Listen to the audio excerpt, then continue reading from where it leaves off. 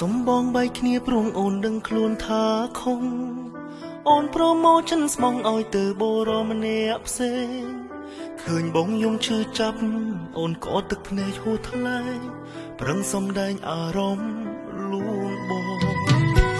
អូនថាមិនស្មានសោះថានឹងជួបរឿងបែបហ្នឹងហើយអូនក៏មិនធ្លាប់ថានឹងចោលបងយកថ្មីអូនគ្រាន់លេងសើចនឹងគេហើយជ្រុលមិនអាចដោះដីព្រោះគេធ្វើអ្វីផ្ដាច់យកអូនលេងតែគេមែនទេគេឆក់យកអូនមែនទេ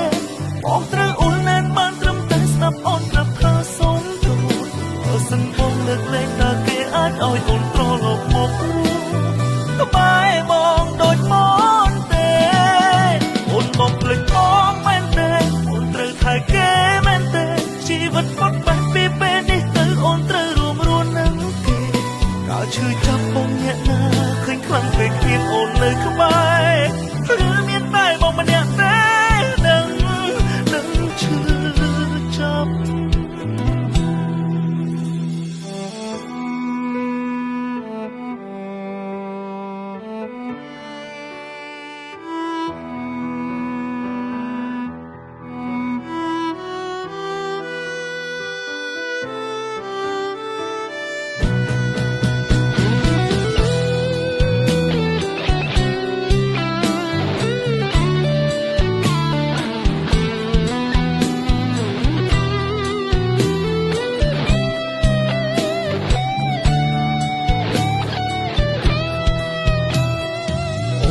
មិនស្មានសោះថានឹងជួបរឿងបែបហ្នឹង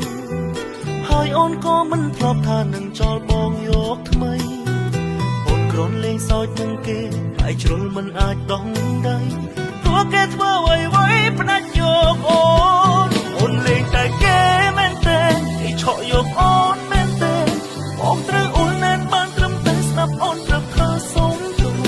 បើសិនបងលើកលែងតើគេអាចឲ្យអូនត្រឡប់មកក្បែរបងដូចមកទេ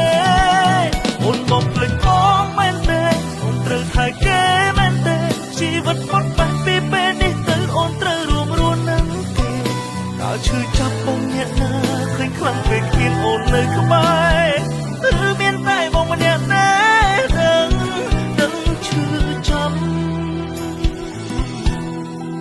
អូនលេងតែគេមែនទេគេឆក់យកអូនមែនទេ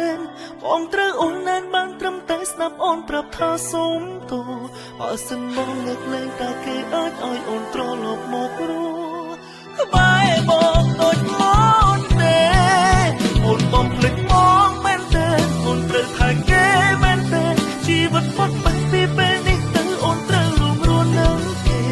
អាចឈឺចាប់បងអ្នកណាឃើញខ្លាំងពេកគ្មានអូននៅក្បែរឬមានតែបងម្នាក់ទេ